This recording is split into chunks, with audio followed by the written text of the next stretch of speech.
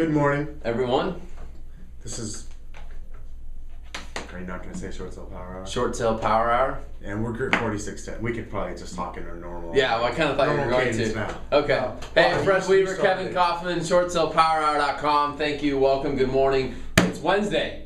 It is Wednesday. Hope you're having a great week out there. And we're going to dive into a topic this week, and it may extend into next week, but we're going to go a little bit deeper into a conversation around how to actually get a short sale closed in 60 days or less from contract acceptance. Yeah, so, and that starts off with the way you set that up in that first half of that 60 days. So a theme that I've noticed is when we say stuff like, well, yeah, we get the majority of our short sales closed in 60 days or less, people look at us like, are you nuts?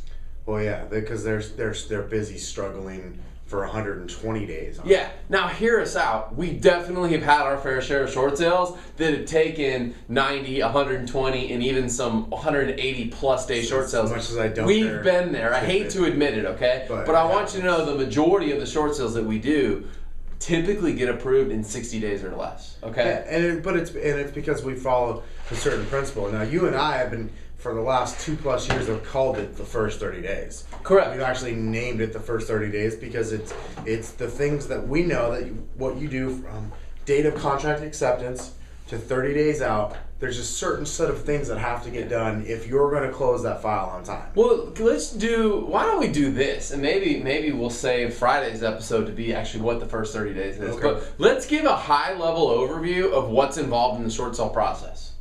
Like what happens? Okay, so I'm gonna go quicker at the beginning, but obviously you've got some sort of lead generation, some activities you're doing to get a lead. Right. You're then pre-qualifying that lead, right? And you're working to get a listing out of that. So Right. they move from lead generation to pre-qualification to a listing, okay? Right. You're then actively marketing that listing.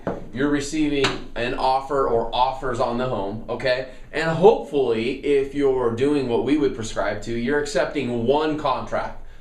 One fully executed contract between buyer and seller. Yeah, no. Now, And I'm sure doesn't want you to do that. I'm sure we have some viewers out there that are accepting multiple offers or sending them in unsigned or whatever, and maybe we'll cover that topic at another time. We have covered that in the past. Maybe we'll come back to that, okay? And if you're M&I Bank out there, Marshall and Isley Bank, I don't freaking care what you have to say about presenting you offers. You don't own the property. Well, anyway, your practices have got you to the point where you'd be insolvent had the company from Canada not purchased you last July. So. Right. Oh, okay, yeah. Well, we could go off on their fact that they would be insolvent. Yeah.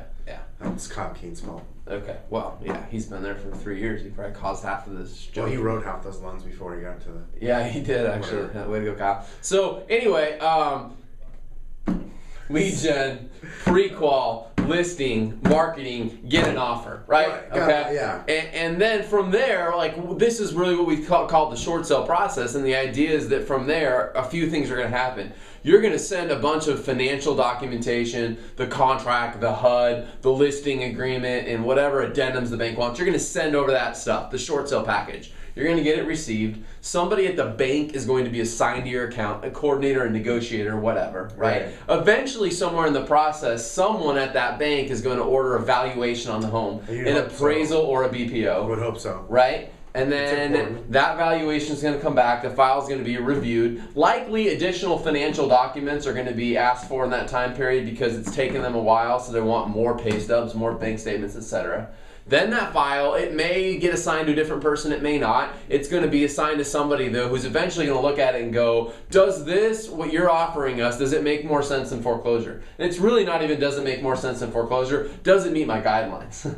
Meaning, am I netting, are we getting an amount of money? It always makes more sense than foreclosure, but are we getting an amount of money here that would be acceptable or approvable? And then that file is going to be submitted somewhere for approval. Now that somewhere could look like management, it could look like to the investor, it could look like to the mortgage insurance company, it could look like to many levels of management, though, inside of every single one of those companies. Yeah.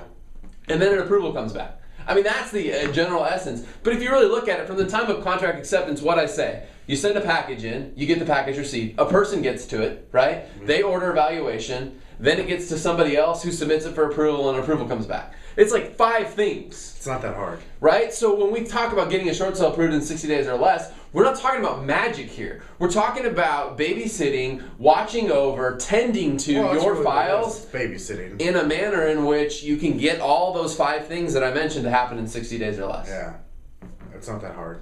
And so the key to that is what you and I would call the first 30 days.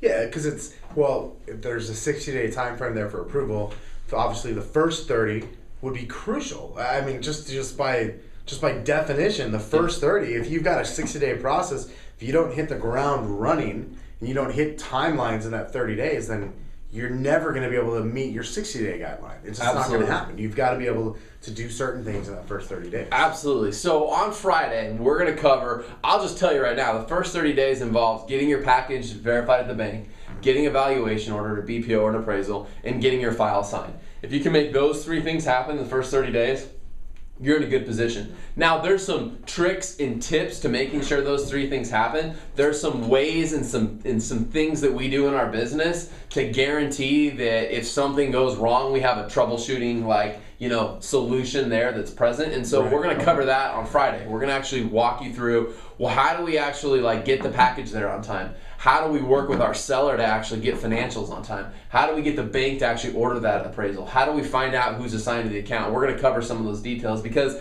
it seems silly, but I think that the majority of short sales get lost in that area. I think that's where they get lost. Yeah, I think that typically we think they're lost 3 months down the road when the bank finally says no. I'm going to argue they get lost in the first 30 days. Yeah, they're already lost. They're done there. It even takes that. 1 are lost in the first 30 days. Guaranteed. So I hope at some level that was valuable. Maybe for some of you that was really elementary. But even if it was elementary, catch this. The whole short sale process is elementary. That's why it's really easy to babysit when you have good systems in place. Yeah, and that's why you've been accused of being really elementary Childish, yeah. Elementary-like. Elementary-like. Like throwing sand in the sandbox in people's face. Absolutely. Stealing their toy truck. Yes. Precisely. Elementary. Absolutely. So come on back on Friday. We're going to have more fun talking about the first 30 days. By the way, today's video has been brought to you by GT's Organic Rock Kombucha drink. Highly recommended. You can pick it up at your local Whole Foods, AJ's, wherever. That just sounds nasty. Okay, it smells good. But in better news, and this is a real announcement, don't turn the camera off, don't stop the show. We've got a survey below that we really would like you to fill out. We mentioned the survey on our show last Friday, but we're looking for some feedback from our viewers on topics of information you want to hear from us on Short Sale Power Hour, more trainings that you'd be willing to sign up for. We want to know, what is it that you want to know about? Is it marketing? Is it how to get more short sale leads? Is it how to close more short sale deals? Is it how to overcome mortgage insurance? What is it you want to know? Let us know. Because we think we know, but we're not that smart. Maybe you figured that out by now. 1, 2, 3. Short Sale Power Hour! Short Sale Power Hour! Crush it.